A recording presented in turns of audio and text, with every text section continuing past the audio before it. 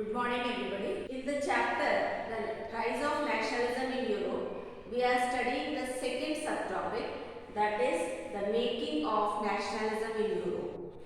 In this topic, we are studying that how nationalism emerged among the people of Europe. So to understand more how nationalism emerged, we have to look into the society of Europe at that time. So the society of Europe at that time was dominated by the aristocratic people. The rich and the powerful people, they dominated the society. Now these rich aristocratic people were not having any boundary issues. They always were connected with each other, whether they are living in any region or any empire. These aristocratic people had relations with each other. They used to marry, their families used to marry each other, so that is why they were having ties of marriage. Then also these group of people were very small in number, and the poor working class, or we can call peasants, were more in number.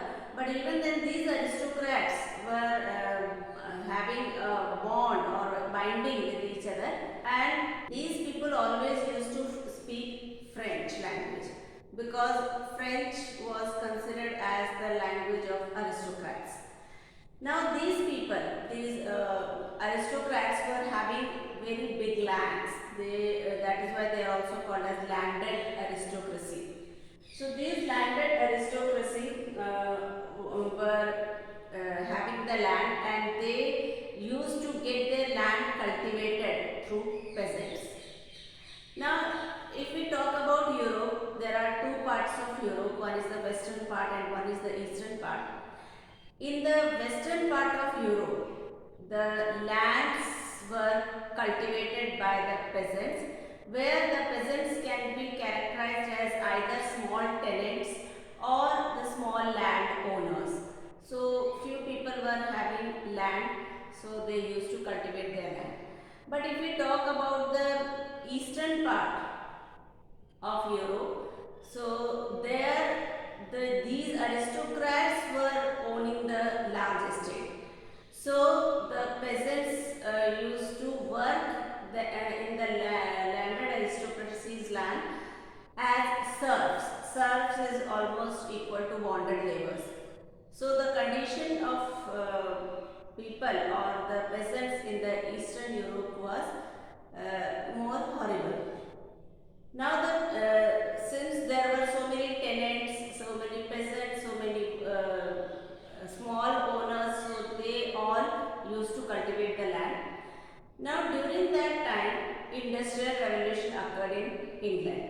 So it was in the mid 18th century that Industrial Revolution occurred in England. And by the time this Industrial Revolution reached France, it was almost 19th century. So when Industrial Revolution occurred in France, so a new group of people emerged, because everything was made in machines, and so a new group of people was required to work in industries. So a town culture emerged, and again the society was divided into two groups, where those who were owning the industries, they were called as industrialists or businessmen, and they were also professionals. So this one group emerged, and apart from that, those who were working in the industries, that is called as working class. So working class also emerged. So now in the town also there are two groups, industrialists and the working class, and in the countryside also there are two groups, one is landed aristocracy and one is the peasants or serfs. Now these industrialists, businessmen and these professionals, we can call them as middle class people who were liberals. Liberals means they had thinking of changing the society. They were not happy with the way landed aristocracies were functioning.